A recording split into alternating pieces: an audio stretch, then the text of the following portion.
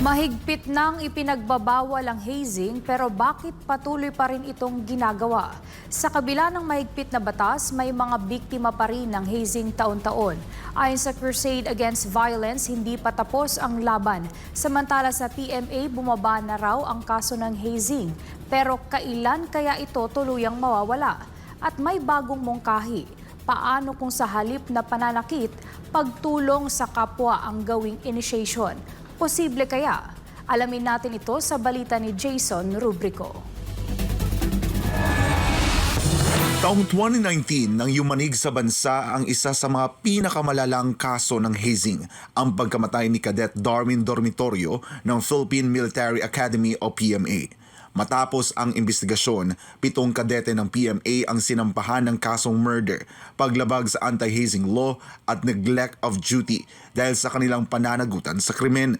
Ngunit kahit sa mahigpit na pagpapatupad ng batas, patuloy pa rin ang mga kaso ng hazing sa bansa. Ayon sa grupong Crusade Against Violence, mahigit 14 na kaso ng hazing ang naitala mula noong 2019. Since the death of Darwin Dormitorio, there were still 14 recorded cases. Pero ang lumaban lang ngayon dito ay sila sa lilig sa Adamson University from Zamboanga. So ngayon may ongoing hearing sila sa Regional Trial Court ng Biñan, Laguna. Bagamat bumaba ang insidente ng hazing sa PMA matapos ang dormitorio case, may mga naiulat pa rin kaso ng physical contact sa loob ng akademya. Meron nare-report, sir, ng mga physical contact, but we made sure that yung kaukulang punishment is given. There's still physical contact, but not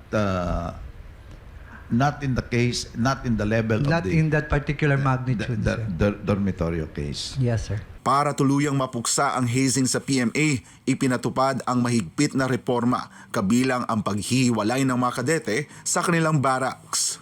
So we segregated the 4-class cadets. Dati kasi po, yung 4 na classes, yung first year, second year, third year, fourth year, they are housed in a one barracks. After the dormitorio, yung 4th class ngayon, yung first year, segregated yung barracks nila.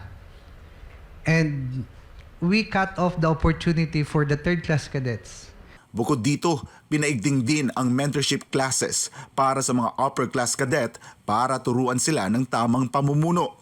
Isinama rin sa reforma ang regular na pagbibigay ng performance reports sa mga magulang ng kadete para magkaroon ng mas mahigpit na pagbabantay sa kanilang mga anak. Sa halip na hazing, imnungkahi naman ng psychologist na si Dr. Imelda Virginia Villar ang paggamit ng community service bilang paraan ng initiation sa mga fraternity at sorority. Instead na magdaan sila sa pananakit ng ibang tao o ng sarili nila, ang service na lang na gawin nila, mag-respond, gumawa ng proposal, paano natin matutugunan ang pangangailangan ng komunidad na ito. At yung success nila doon, yun ang magiging basihan kung karapat-dapat ba sila doon sa organisasyon na sinalihan nila.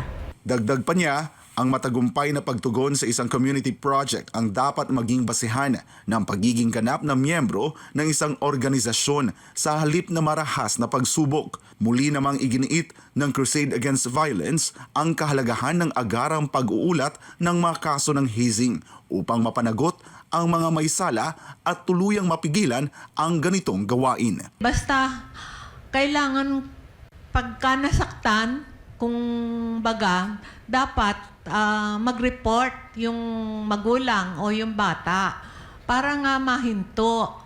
Otherwise, kung hindi sila magre-report, hindi matatapos itong hazing neto.